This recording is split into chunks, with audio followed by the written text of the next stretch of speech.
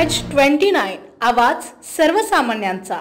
आरणी तालुक्यातील दाभडी येथे कर्जमाफीच्या मागणीसाठी बच्चू कडूंचा प्रहार।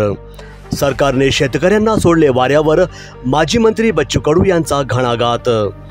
महाराष्ट्रात निवडणुकांच्या तोंडावर समस्त शेतकरी बांधवांना सत्ता आल्यावर कर्जमाफी करण्याची घोषणा करण्यात आली होती, पण सत्ता स्थापन होताच तो मी नव्हे च्या सरकारच्या पलटूपणा विरोधात राज्यभर शेतकऱ्यांना एकत्रित करीत प्रहार पक्षाच्या वतीने आंदोलन छेडण्यात आले होते।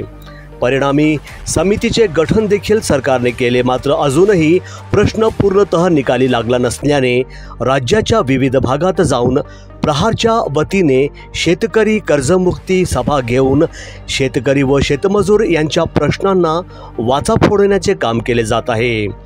काल आर्णी तालुक्यातील ओंकारेश्वर मंदिर दाभडी येथे सभेचे आयोजन करण्यात आले होते। शेतकऱ्यांकडे पाठ फिरवणाऱ्या सत्ताधाऱ्यांवर शाब्दिक घणाघात केला।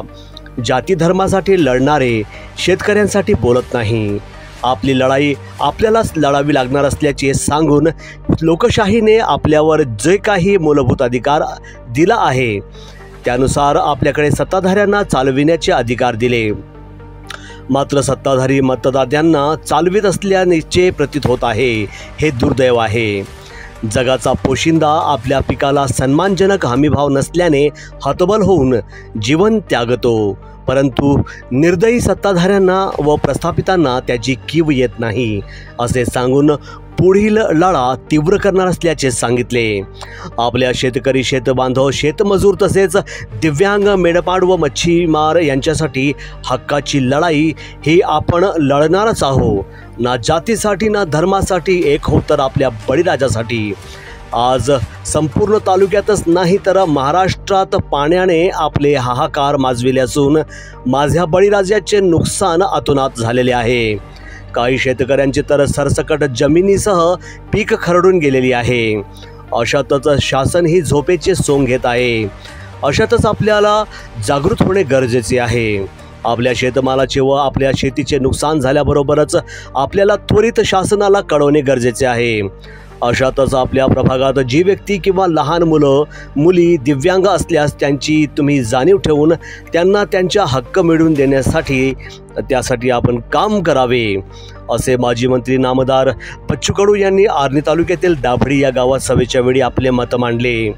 यावेळी प्रहारचे तालुकाध्यक्ष रवी जाधव यांच्यासह समस्त अधिकारी, पदाधिकारी तथा समस्त शेतकरी बांधव व भगिनी या कार्यक्रमाला मोठ्या संख्येने उपस्थित होते।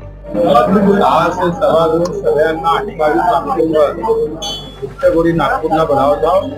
तिथे शेतकऱ्यांची, शेतमजुरांची महाहक्क सभा होणार आहे। त्या सभेत सगळ्यांना यावं त्याचं निमंत्रण द्यायला शेतकऱ्यांना आलं आहे। एकतर सोयाबीनचे भाव 3400 आहे, सोयाबीन हातात आली, 6000 भाव देणार होते, तुम्ही देणार का नाही देणार ते मुख्यमंत्री। कर्जमुक्तीबाबत अजूनही मुख्यमंत्री पाहिजे होते। कापसाचं आयात शुल्क 11% आपण कमी केलं, त्याच्यामुळे माझ्या कापसाचे भाव पडणार। आज सगळ्या इथे पिकं आहे, प्रचंड पावसामुळं प्रचंड नुकसान झालेलं आहे। त्याचे पंचनामे नाही, त्यांना भरपाई भेटणार का नाही याच्याबाबत वाच्यता होती। सगळे महत्वाचे मुद्दे 28 तारखेला सर्व या मरो